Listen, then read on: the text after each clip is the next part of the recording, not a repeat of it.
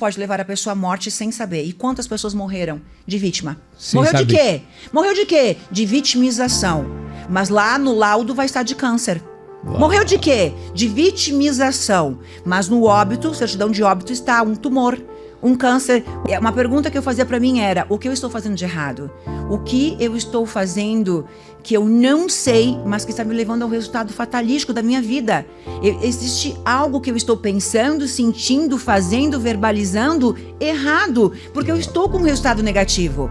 Então eu tenho que entender e aprender o que eu estou fazendo de errado. Então faço a pergunta pra você. Eu acho que aqui se abre uma janela pra gente entender uma coisa que eu acho que é muito importante. Por exemplo, o que eu já percebi, né, nesse meu período de desenvolvimento? Que quando você tem a consciência do que precisa ser mudado, é muito mais fácil. Porque você vai lá, putz, beleza, preciso mudar isso, procura alguém que entende daquilo, aprende e logo você coloca mudanças em práticas. Só que esse tipo de situação, ele é a menor parte. A maior parte é você ter que consertar coisas que nem sabe que precisa consertar. Exato. Como que a gente começa a ter consciência de coisas que precisam ser consertadas, mas a gente não sabe, por exemplo? Então a pessoa tá assistindo e aí ela tá pensando assim, tá, beleza, eu não tenho o resultado que eu quero, mas como eu sei o que precisa mudar? O Vini já começou com excelentes perguntas. Já começou com uma pergunta ótima. E a Elaine tá pensando como é que ela vai responder. Existem muitas maneiras de eu responder, mas eu tenho que pensar no nível de consciência de quem tá nos assistindo, que é alguém que de fato, como você falou, que não sabe que ela tem um defeito de fábrica, ela não sabe que ela tá fazendo tudo errado na vida dela. Mas vamos começar por uma parte muito simples, que é o seguinte: qual é o pilar da minha vida que tem problema? Porque tem um ponto seguinte: todo mundo acha que é perfeito. Viu como é que é difícil responder? Por quê? Porque eu tenho que ver como que eu vou vir de uma forma simples e fácil e rápida, trazer um nível de consciência pra ela. Primeiro, todo mundo acha que é perfeito. A pessoa tá aqui nos vendo, mas ela tem problema na vida dela, só que ela acha que não é ela. É culpa de eu terceiro. É do outro. É do meu marido que me abandonou, que me traiu, Certo. é do meu pai, da minha mãe, é do governo. Então, primeiro, o problema não é ela. Mas eu vou te dizer o seguinte: o problema tá na vida de quem? Minha. Então o problema é de quem? Minha. O problema é meu. É como se eu falasse, vamos lá, o problema tá na vida de quem? Minha. Então, quem é o problema? Eu.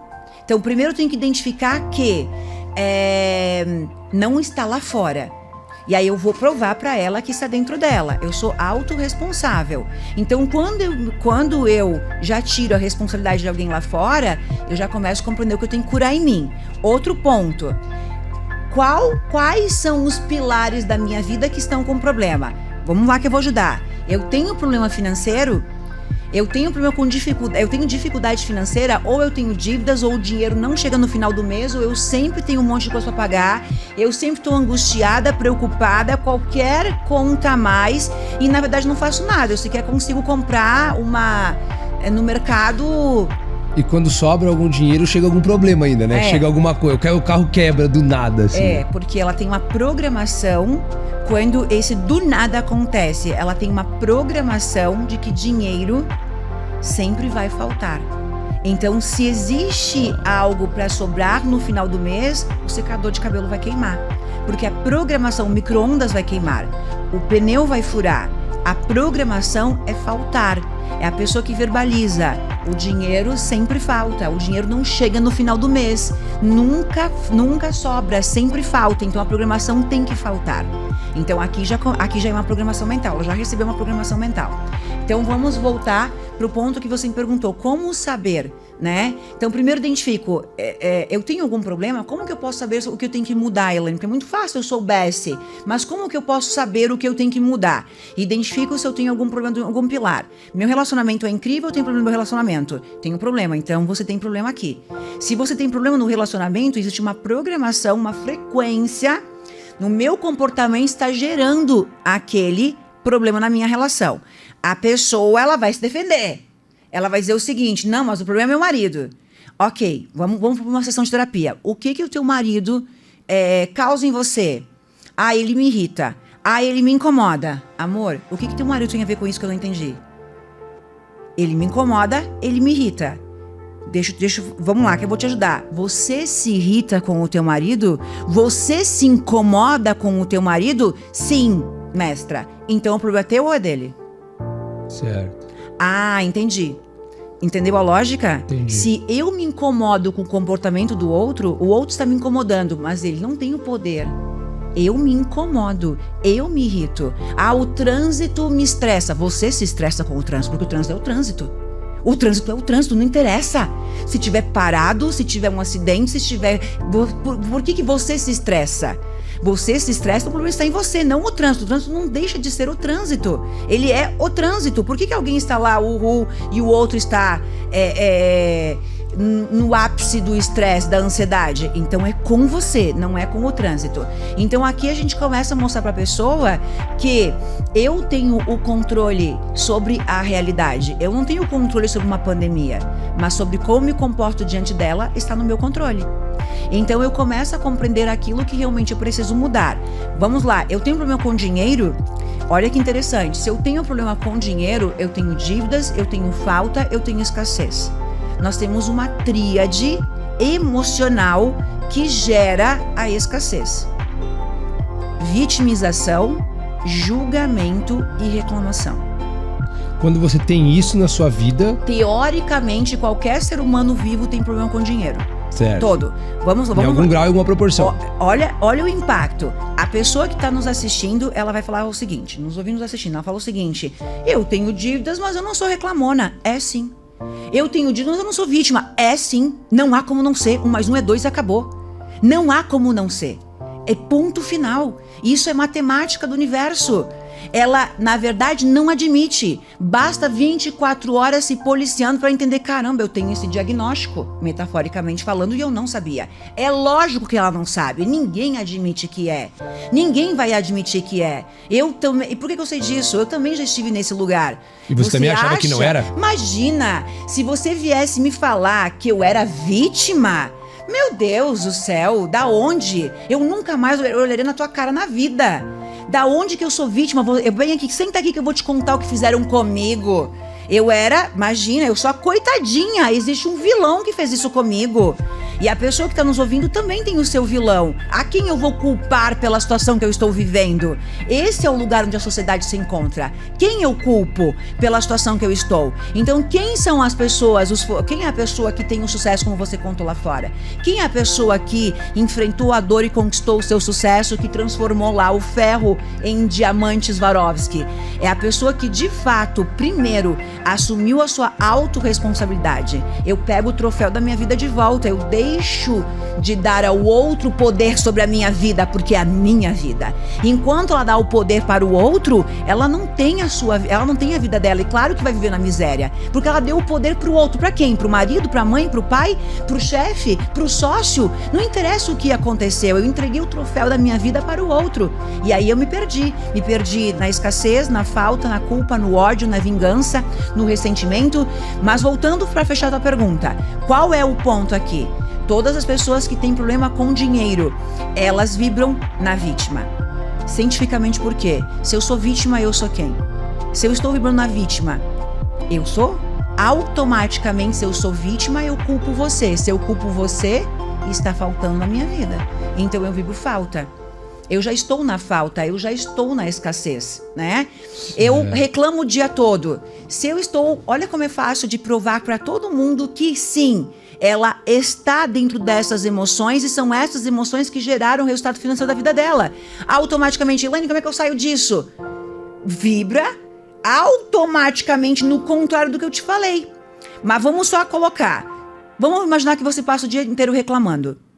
O que sai da tua boca cria a tua realidade. O que sai do teu coração, da tua boca, de dentro de você, vai pra onde? Metaforicamente brincando, vai pra onde? Aquilo que eu falo é o que cria a minha realidade. Então tudo aquilo que ela passou o dia inteiro reclamando, bufando, com uma cara de tristeza, de braba, aquela pessoa que tá sempre de burro, sabe aquela cara... É lógico que essa pessoa tem problema com dinheiro. Ela passa o dia inteiro angustiada, preocupada, tensa. E ela passa reclamando, porque, claro, ela vê a vida de uma forma negativa. Tudo aquilo que ela reclama durante o dia, seja das contas, seja do valor de um ovo de Páscoa, seja tudo aquilo que ela verbaliza. Por menor que seja, não importa. Toda reclamação é o contrário da gratidão. A reclamação é uma oração ao contrário. Bingo. A reclamação é uma oração ao contrário. Então ela está rezando para que tudo aquilo que ela está verbalizando, profetizando e orando aconteça na vida dela. É uma oração ao contrário. É uma oração. Perfeito. Aquilo que eu falo, aquilo que eu verbalizo. Olha que interessante. Qual é a diferença entre eu rezar e eu reclamar? Nenhuma. Aquilo que eu oro acontece na minha vida, aquilo que eu reclamo acontece na minha vida. A metáfora é simples de entender. Não há diferença entre orar e reclamar. Aquilo que eu falo é aquilo que eu escrevi no meu caderninho dos sonhos para acontecer na minha vida. Só que tem um lugar pior do que a reclamação. Então tu imagina que a reclamação tá aqui. Vamos imaginar uma escadinha de 3 degraus. E aí eu tô no primeiro degrau, o degrau da reclamação. Tem um lugar pior do que esse, Elaine? Já que tudo aquilo que eu reclamo eu estou criando para viver mais na minha vida? Tem. O do julgamento. O do julgamento é pior. O julgamento é uma profecia autorrealizável. Aquilo que eu julgo em você, que eu critico em você, que eu condeno em você, é o futuro que eu tô criando pra minha vida. Vini, tu tem noção de como esse podcast salva a vida das pessoas? E se ela deixasse apenas amanhã de manhã de julgar e reclamar, como ficaria a vida dela? Ela já consegue ver uma mudança significativa. Total, só de fazer isso. Já é um salto quântico. Já é um grande salto. Agora, o que pode travar de novo, logicamente, é o que a gente vai falar. Os bloqueios que eu tenho lá no meu inconsciente. A gente tá aqui na superfície. Certo. Aí o julgamento. Eu tô aqui querendo com que o outro se dane. Eu tô aqui querendo com que o outro morra. Com que o outro perca tudo. Porque o outro é isso. Quem é o outro no universo? Ah, eu não acredito nessa tal de Elaine. Quem é o outro no universo? Não existe. Quem é o outro? Quem é o Vinícius? Se eu estou falando do Vinícius, eu estou aqui orando, pedindo para que Deus me ajude a conseguir o meu carro. Eu agora estou aqui desejando com que você perca tudo. Qual a diferença? Nenhuma, de novo. Nenhuma. O que eu verbalizei, o que eu senti, o que eu falei, o outro no universo é decodificado como parte da natureza. Não existe o Vinícius, não existe a Elaine, não existe o outro. Então é como se... Quando você julga outra pessoa, é como se você tivesse... É o mesmo efeito de você reclamar da sua própria situação. Julgar o resultado outro é o mesmo. E co-criar os teus sonhos é a mesma coisa. Qual é a diferença, Vini? Olha como é fácil de entender. Certo. Eu olho aqui para meu lado direito e eu estou aqui, Deus, que eu seja cada vez mais sucesso, que eu seja cada vez mais incrível. E agora, metaforicamente, olho para minha esquerda, com que o Vinícius se dane, com que o Vinícius perca tudo. Gente, é muito lógico. Como é que as pessoas nunca pensaram? É muito lógico. Quem é o Vinícius? Quem sou eu? Se eu falei, se eu senti, se eu desejei, não importa se é a felicidade ou o ódio, ou com que o outro se dane. Quem se dane? Se eu falei com que você se dane, é pra mim. Cara, isso já cura. Por que os nossos alunos, eles têm... Por que o podcast, os comentários, os resultados, a pessoa dá um salto? Meu Deus, uma compreensão sobre o que é a vida. Por que a Bíblia diz, vamos supor, perdoe? Porque olha o poder de você perdoar. Quando eu te perdoei, eu me vingo. Porque eu deixo te julgar, te condenar, eu deixo desejar o mal pra você, porque desejar o mal pra você é criar aquilo pra minha vida. E automaticamente o universo, ele é justo. Se você me fez o mal, ele regula o sistema. E aí é um outro nível de consciência, tá? Mas vamos entender aqui, para a pessoa não misturar tudo, né? Mas vamos entender, aquilo que eu vou julgar em você, é importante ela entender, cara, faz sentido. Eu tô aqui desejando com que o meu chefe se dane, e eu tô aqui desempregado sem conseguir sucesso na vida, porque aquilo que eu tô desejando com que aconteça com ele, por aquilo que ele fez pra mim, ó, que ele pode ter feito, e me coloquei na situação de vítima.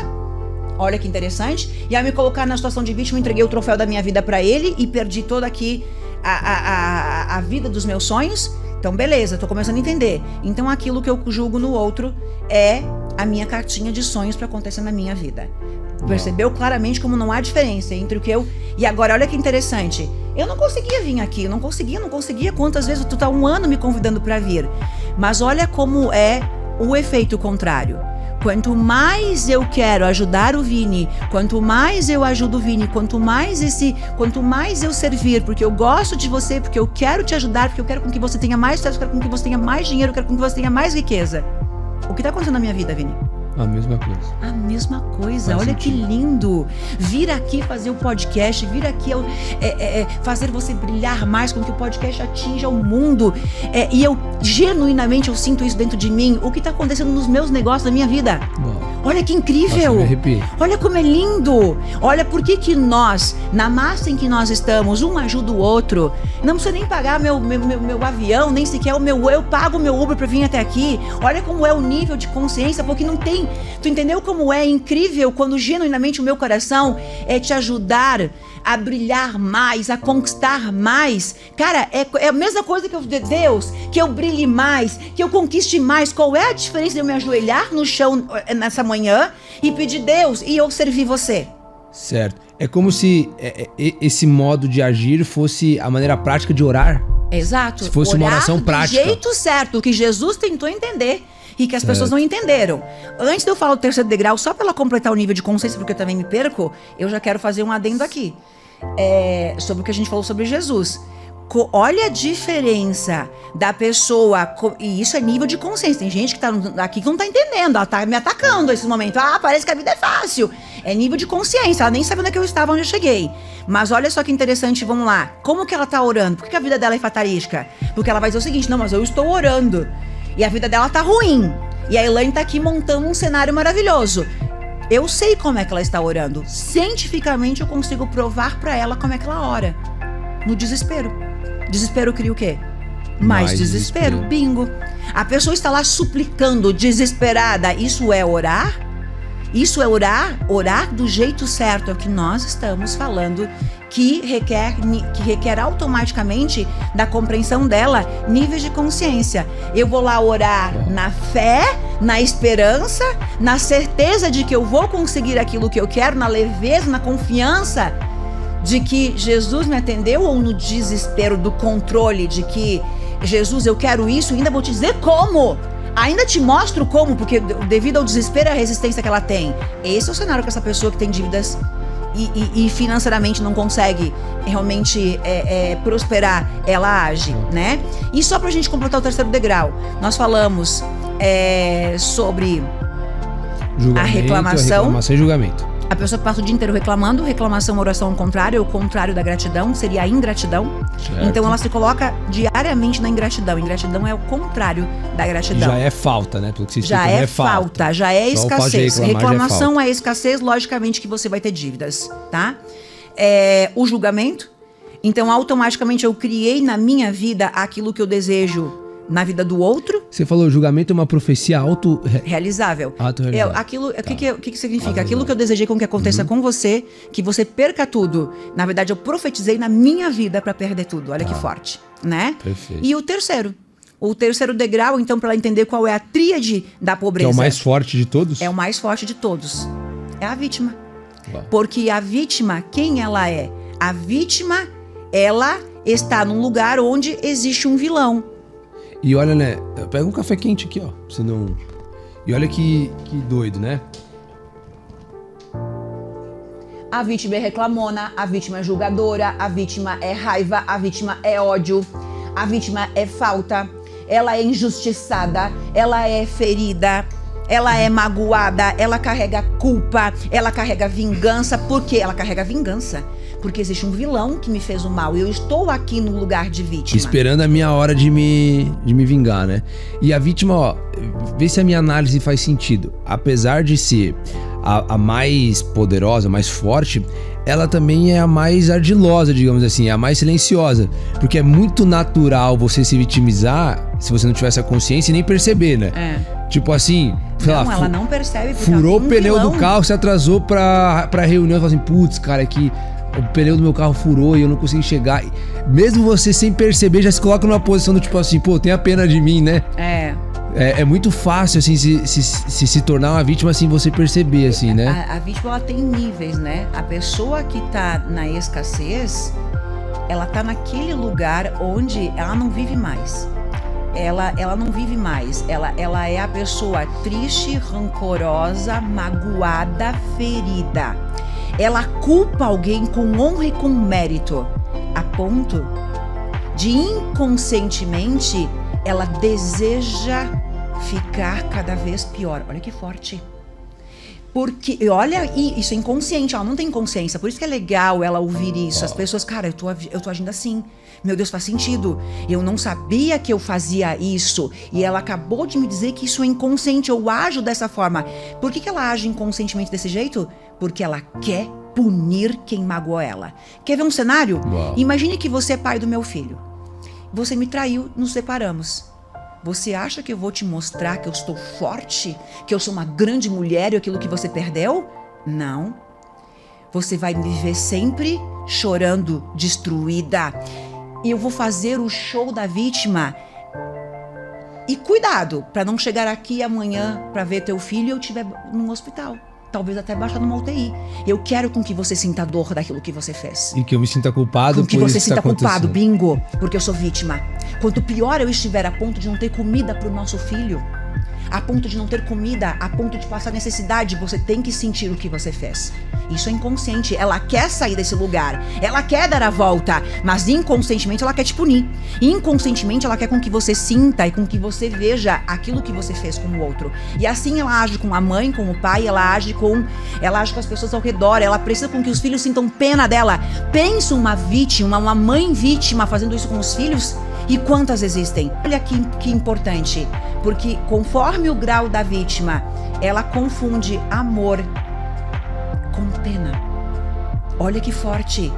Ela é uma vítima de merda, mas ela não tem consciência, ela tá sofrendo. Ela, pra conseguir uma migalha de amor do outro, talvez de quem abandonou. Que é disfarçado de pena, né? Às vezes não é amor. Isso. Pra que eu possa conseguir um pequeno amor, um pequeno carinho dos meus filhos, eu preciso com que eles sintam pena de mim. E ao precisar com que a pessoa sinta pena de mim, eu me coloco num lugar de humilhação.